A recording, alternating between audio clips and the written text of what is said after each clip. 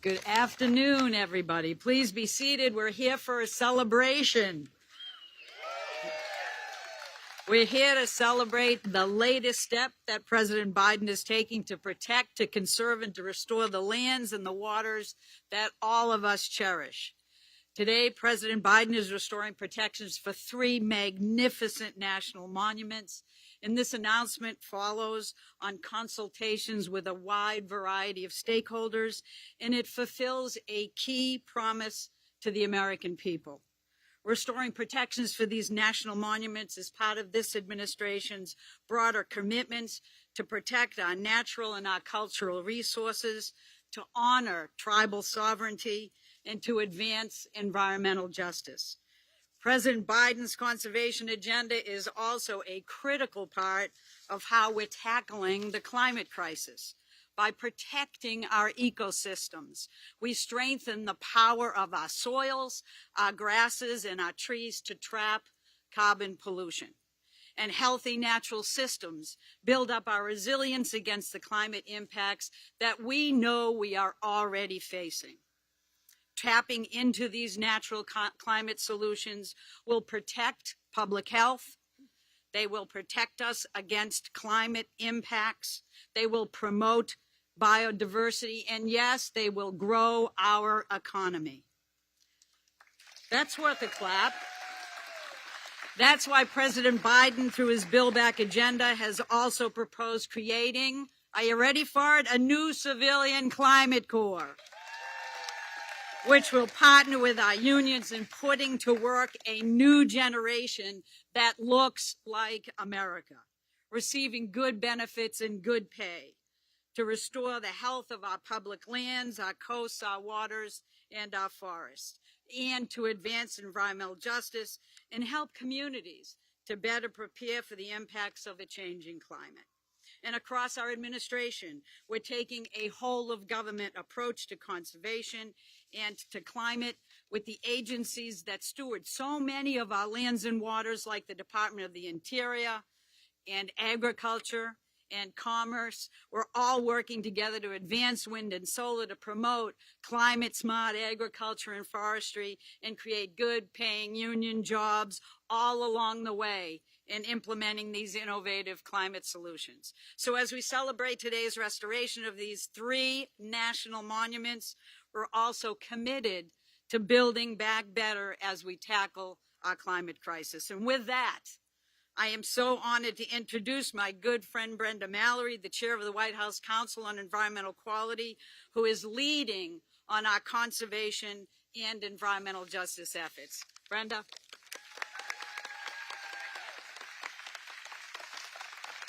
Thank you, Gina. It is so great to see all of you in person. I can't tell you how exciting it is to be in person on this day and this event. I want to welcome you to the White House. And I also want to thank you, each and every one of you, from tribal leaders to business leaders to conservation leaders to hunters, anglers, climbers, scientists, educators, and millions of American people. Thank you for speaking up. Thank you for standing up and for fighting to keep a simple but sacred promise that in America, when we protect a place as a national monument, it is to be protected for all time, for all people.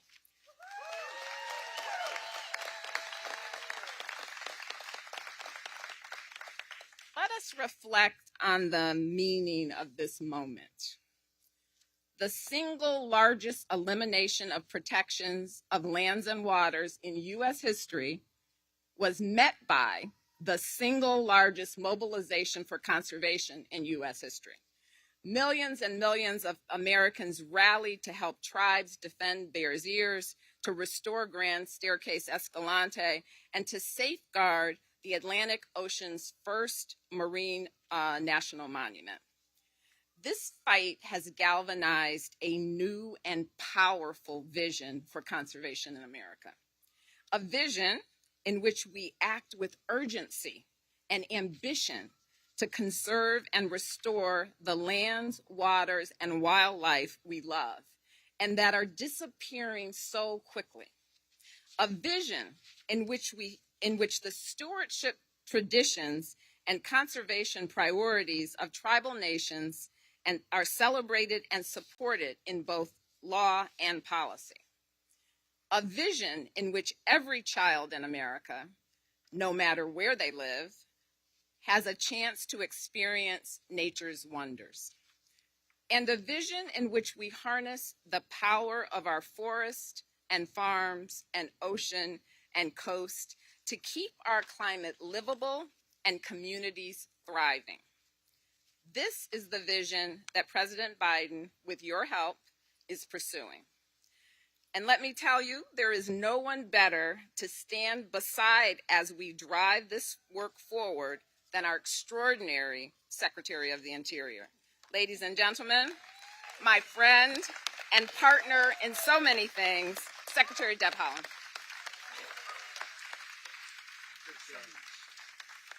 Thank you. Good afternoon, everyone.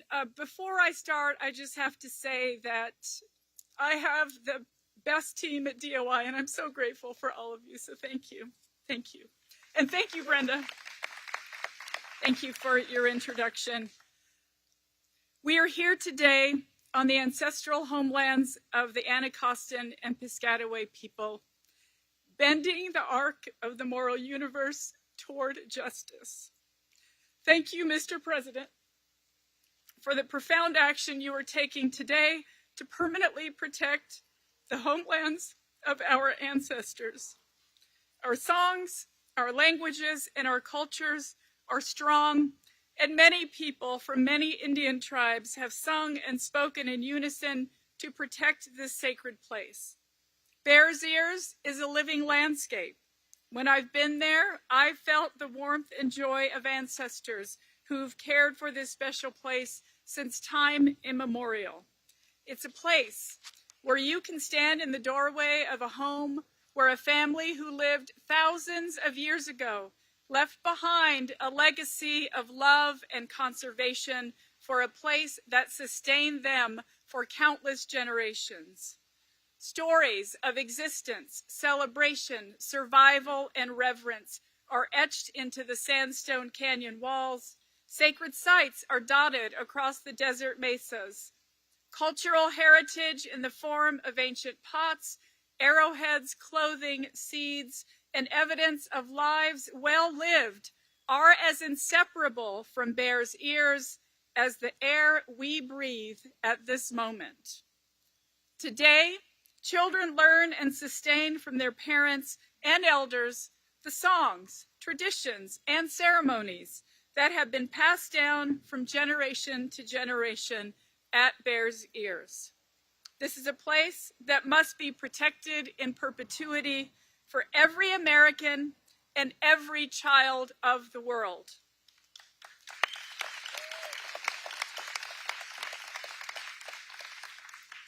Today's announcement, it's not just about national monuments.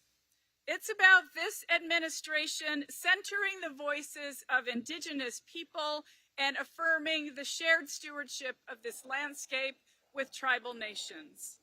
The President's actions today writes a new chapter that embraces Indigenous knowledge, ensures tribal leadership has a seat at the table, and demonstrates that by working together, we can build a brighter future for all of us.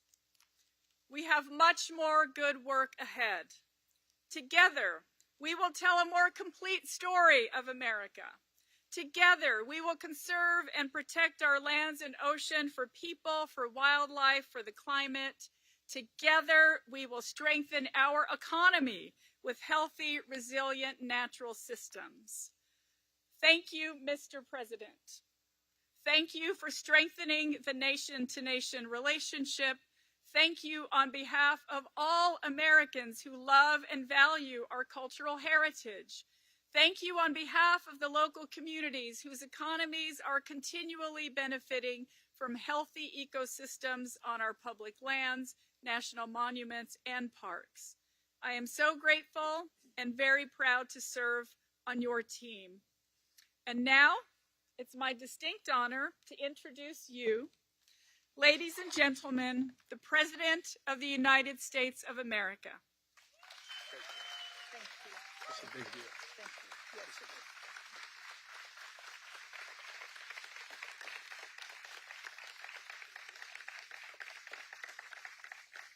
is. Good afternoon. Please, all be seated, please. Madam Secretary, Deb, you've done an incredible job in a short amount of time. And I told you when I asked you to be Secretary of Interior that I understood I was politically raised by Danny Inouye, Indian nations. Indian nations. And I want to thank all the leaders that are here today for your support, for your help getting this done. And it's really, really important. And I want to thank Brenda, the Council of Economic Quality, Environmental Quality, and Gina McCarthy. If you need any translation, talk to me after. Gina, you're the best. You're the best. And I want you to know, although he didn't speak today, I want to thank my buddy Tom Vilsack, Secretary of Agriculture, for being here today because he's about preservation. And Maria, Senator Cantwell, thank you for your really hard, consistent, unrelenting work on these issues. And I also want to thank Michael Bennett the same way. He's been in this and never, from the moment he got elected, has been pushing hard. And Ruben, I want to thank you, Congressman Gallego, for the work you've done and continue to do. I really mean it. This may be the easiest thing I've ever done so far as president. I mean it. I mean it. I got to tell you a quick story. When I was running for office, and I'm embarrassed, I can't remember exactly which state I was in, but a gentleman and I think it was his wife and a little girl said, could I talk to you? And she had this, I couldn't understand what she had in her hand. It looked like a teddy bear or something. And she said, can I talk to you, Mr. She wasn't sure what to call me. I wasn't elected yet. Mr. President or Mr. Vice President. I said, sure, what's the matter, honey? She said, I want to give you something. I want to give you some bear's ears. I looked at her, and she gave me this little set of bear's ears. She said, you've got to promise me. You got to promise me. You'll protect the bear's ears. And I'm thinking, what the heck is we... I mean, at the time, I knew bear's ears, but I didn't quite get it. She said, her dad said, you know, a national park. I said, oh, yes. She said, and she went and looked, she said, you promise? You promise? And I promised. And it's the easiest promise that I've made in a long time. I'm grateful to the tribal nation leaders and both those who are here with us today and those who are unable to join us. Today, I'm proud to announce the protection and expansion of three of the most treasured national monuments, our most treasured. Based on powers granted to the President under the Antiquities Act, first used more than a century ago by Teddy Roosevelt. First, Bears Ears National Monument in Utah. This is the first national monument in the country to be established at the request of federally recognized tribes, and a place of healing, as was spoken by the Secretary, a place of reverence, a sacred homeland to hundreds of generations of Native peoples. The last administration reduced the size by 85%, leaving vulnerable more than 1 million acres of cherished landscape. Today, we shall shortly be signing a proclamation to fully restore the boundaries of Bears Ears. And second, I'm restoring Utah's Grand Staircase Escalante National Monument, a place of unique and extraordinary geology as well as biodiversity. Established as a national monument 25 years ago this month. Over the last quarter century, this land has produced a significant scientific discoveries per acre than more than any other national monument, everything from fossils to ancient indigenous artifacts. And once again, the last administration cut the size of the monument nearly in half, stripping away more than 800,000 protected acres. Today, I'm signing a proclamation to restore it to its full glory. Third, off the coast of New England, I'm restoring protection of the northeast canyons and seamounts marine national monument. Waters teeming with life, with underwater canyons as deep as parts of the Grand Canyon and underwater mountains as tall as the Appalachians. There's nothing like it in the world. Because its unique biodiversity, marine scientists believe that this is the key to understanding life under the sea. President Obama established it as a national monument 5 years ago, recognizing its irreplaceable value. Again, my predecessor chipped away at its protections. The proclamation I'll be signing today is going to restore protections established by President Obama when this monument was first created. Excuse me. The protection of public lands must not become, a pendulum that swings back and forth depending on who's in public office. It's not a partisan issue. And I want to thank the members of Congress who have come together to support this important conservation work. And by the way, I might add, as a matter of courtesy, I spoke with both the senators from Utah. They didn't agree with what I was doing, but they were gracious and polite about it, and I appreciate that as well. The truth is, national monuments and parks are part of our identity as a people.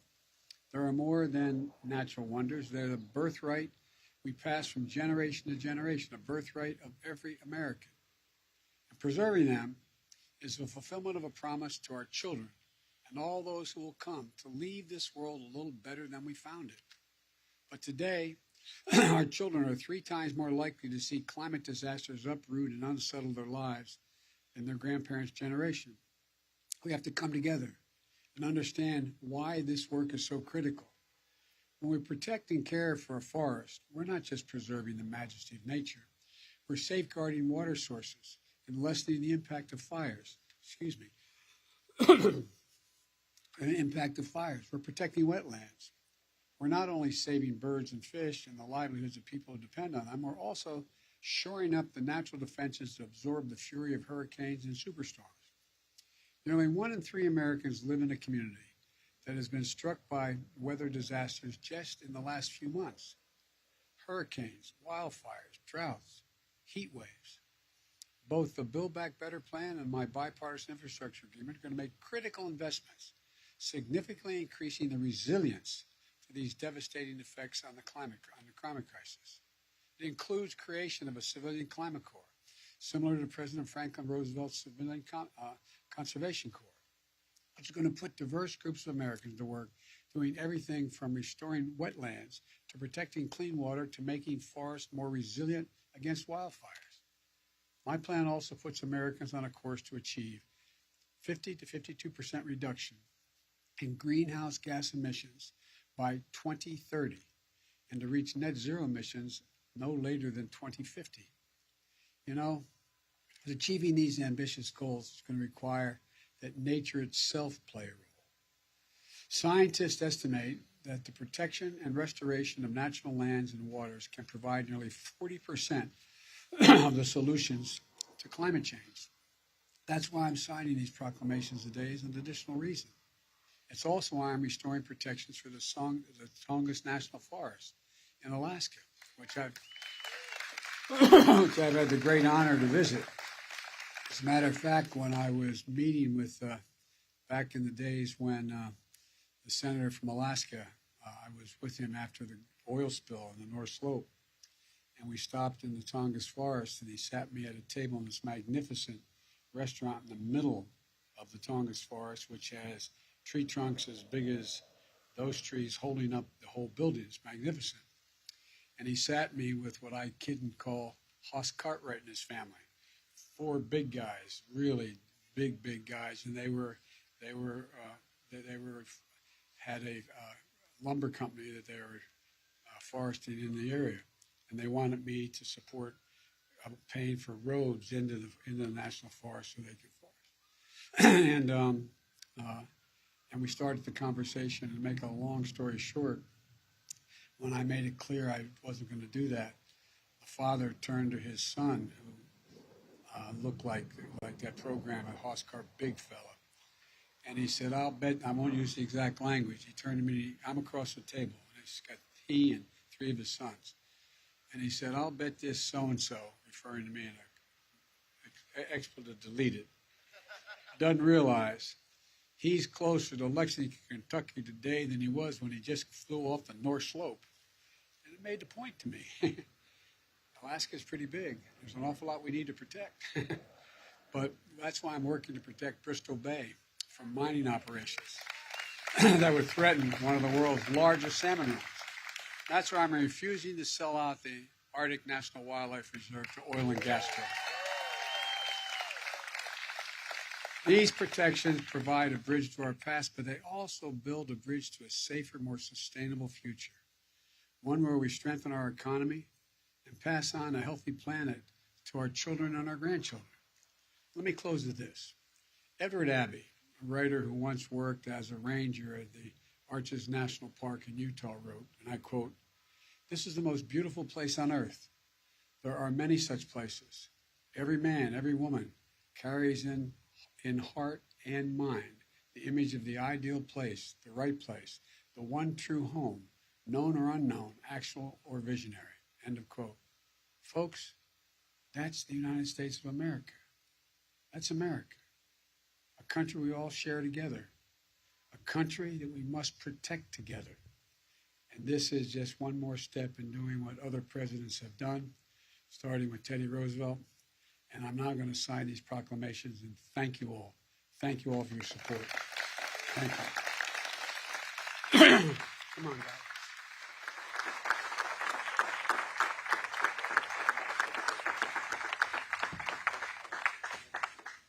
All right. First one I'm signing is this grand staircase.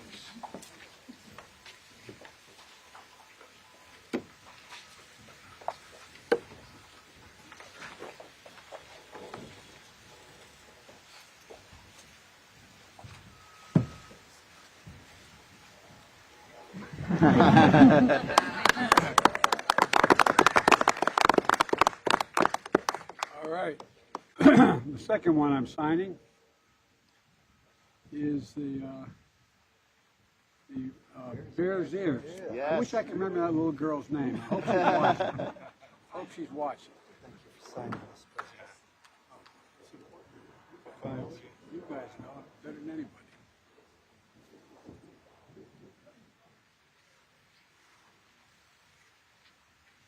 All right, there we go. I'm going to get you all a pen.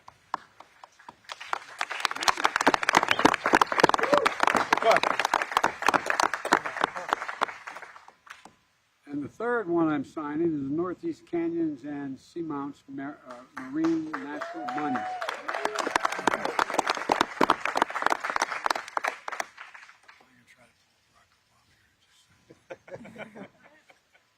One. Somebody grab one who doesn't have one. Thank you, Mr. President.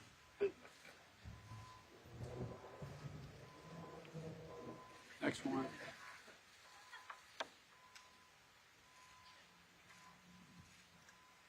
Next one.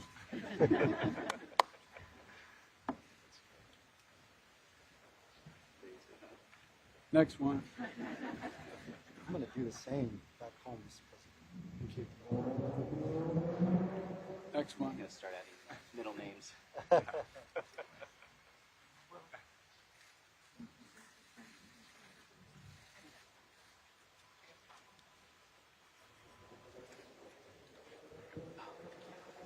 Going here. How many more? We can get the rest of you guys?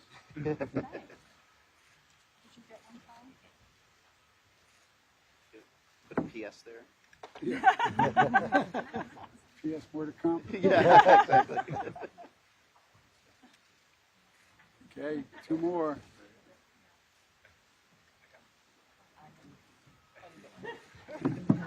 Barack used to be able to do this to say Barack Obama. He didn't give away 17 pence. There you go. One more. And if I don't have enough pens, Do a heart sign. everybody get one? Yes, sir. Yes, All right.